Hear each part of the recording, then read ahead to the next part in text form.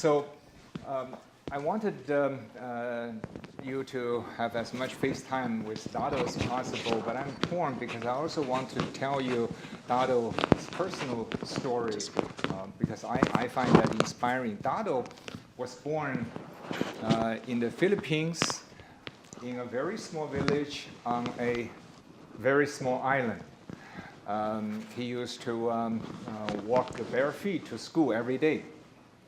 And there was no electricity on the island until decades later.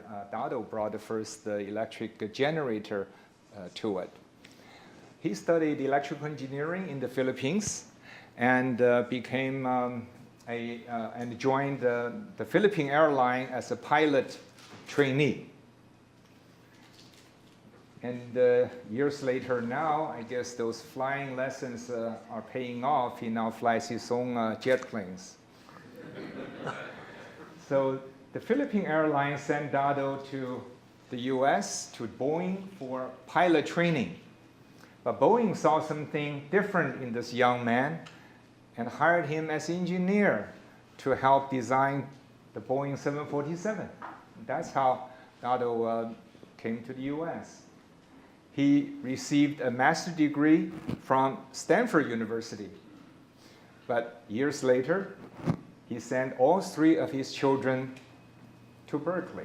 And he said because he has seen,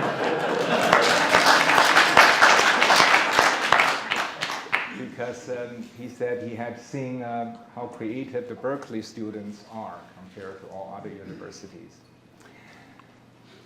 He, as Sujay started saying, started several very successful companies. Some of the names may not be familiar to you now, but in the 90s are the biggest, the most successful startup in the Valley, S3, Chips and Technology. He is not only a good business person, but I think he's most passionate about engineering. And he designed the first high-speed CMOS Ethernet chip, the first successful PC chipset, and of course the dominant graphics accelerator of the 90s. And decades later today, you should see him in the boardroom of corporations. He's still the most passionate engineers, and even volunteered to lead the design reviews. So with this, I'd like to invite Dado Banatao, who not only donated the auditorium we're sitting, he actually donated the program that's housed in this building, conducted in the Banatao Institute. So Dado, would you please give our friends here some.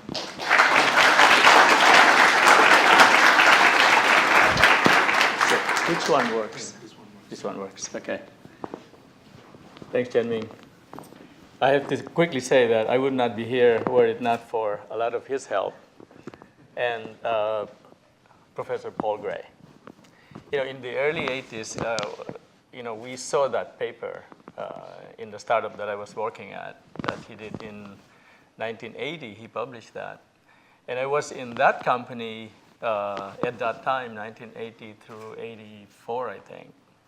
And so we were working on programmable devices, EEPROMs at that time, which later on became Flash and other things. But and so the prominent people there, one of them is Professor Hu, of course, and a few others. But he was the guy that we invited to come down to the Valley. And what we did was we lined up our engineers for a session with him. We had just so many things. You know, this theme, of course, became very prominent. But in those days, compared to now, a little bit of history of semiconductors for those of you guys who probably were still not born at that time. Not only are you designing complete chips, my background is actually in computer systems, computer architecture. But semiconductor is early enough that you have to deal with solid state physics and circuits and so on. And so hence, the top guys. And Berkeley played a very, very prominent role in semiconductors in the early days, from design tools to circuits to modeling and so on. And so the work that Professor Hu contributed in our startup was this thing about modeling. It was a little bit messed up. You know, we had SPICE that we were using at that time, which started here, actually. But, you know, when you deal with programmable devices, floating gate, you know, the Fowler-Nordheim structures, it's a little bit difficult for us who are not in the research side. And so incredible work. And if you look at the entire history of semiconductors, Berkeley in general had made a tremendous impact in semiconductors in industry, not only in research. But that work, luckily we were just, you know, a few miles down south, 30 miles maybe roughly. And we absorbed all of that. And there are, while there are a lot of Berkeley professors, but in the designs that we did, Professor Hu was so prominent there, as you can imagine. And so going back to those years where we had to struggle, frankly. We had our own fabs. Can you imagine those years? Every startup had to get funded with a fab. And that's how early I entered the industry, 71, 72. And until it was not sustainable anymore because of the cost of equipment and so on. And in fact, one of the companies that I started, Chips and Technologies, was probably the first fabless company that was, I would say, successful. And then from then on, TSMC came into prominence. We took Chips and Technologies public in '86, and I think TSMC got funded in '87 or started in '87. So the trend, while it started here, I would say that our friends in Taiwan just picked it up. We were actually using the Japanese as the first foundry. But they had no idea how big this could be, and you know, there was a lot of vision. And that's around the time when I think Hsinchu started to really become a dominant industry all over the world, of course in Taiwan. But you can see that the roots of a lot of the,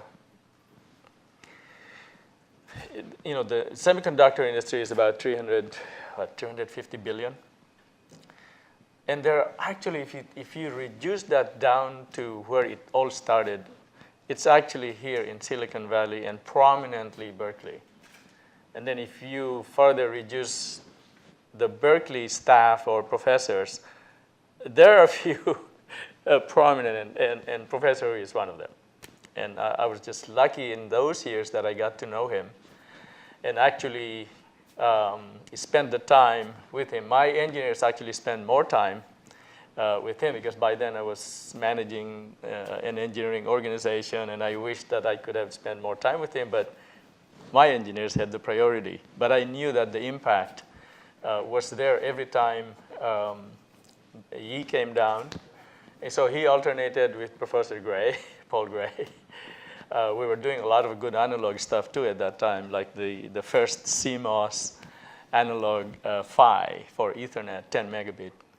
10 megabit, that is slow these days, but it was difficult when you're using, I would say, 2 micron? yeah, no, maybe a little bit more, 2.5, something like that. It wasn't contact lithography, but it was still fairly large feature set. So the other thing is that what's nice is that he continued his work, and from then on, whenever there's something that my engineers have a problem with, I always instinctively tell them, all right, go to Berkeley. There's a professor there that you need to talk to, or at least read his papers. The engineers today are not in that phase anymore. We're in the days of net lists. You know, you can design an entire chip, creating an RTL in RTL language, so that's okay. But there's still a lot of product engineering going on that has a lot to do with physics of it. meaning yield improvement, understanding a little bit of process. But the foundries have developed so well that they kind of help us insulate the engineers from the fab. So if you look at where practicing engineers in solid state or circuits today, a lot of the prominent schools in the US at least have their own fabs. That's probably your last contact to seeing something about processing once you move to the industry. It's all set up beautifully. And again, that influence of the school, you can see that, however, every time. So years later, we've kept in touch also with some of the work that I got involved here at Berkeley, being on the advisory board now, back when the last year of Paul Gray, and then the late Dean Newton, and now Dean Sastry. So I've been coming here for years and years, and help a little bit of my kids. All three of my kids studied here. That's mainly because of my oldest son, who, when he was applying, I asked him, so what do you want to do? Why don't you go to this school and that? And he said, Dad, I just want to go to Berkeley. I said, are you crazy? If you don't get accepted, where do you go? Community college, of course. So I suggested the other school, and he just said, Dad, that's too boring. That's It struck me a little bit, because that the only thing I could tell him is that you go to school not to enjoy. You have to work hard and all that stuff. No convincing him. And of course, my second son, who also went into the engineering here, that was it. The older brother said, you are not going anywhere, you go there. Luckily, he got accepted to, and my daughter later on. So it is, I would say, a lot of the success that I have done in industry, I would trace it to, of course, my schooling, but the work that I was able to achieve, designs in circuits. Berkeley is, I would say, the #1 institution that helped me. So I still have that connection, and no wonder that I'm still trying to give back a little bit to the university here. I invited Chen Ming to be on the board of directors of one of the startups that I funded, and he accepted. So there's still that connection. And it's just a matter of time, of course, that assuming that he wants to, we'll get another company set up and all that good stuff. But it's been a pleasure for so long now working with Professor Hu. So what you're seeing here is a lot of history, a lot of amazing work in semiconductors, and now contributing back, besides all that innovation, contributing to industry in a slightly different capacity. And hopefully he will continue that for a long, long time.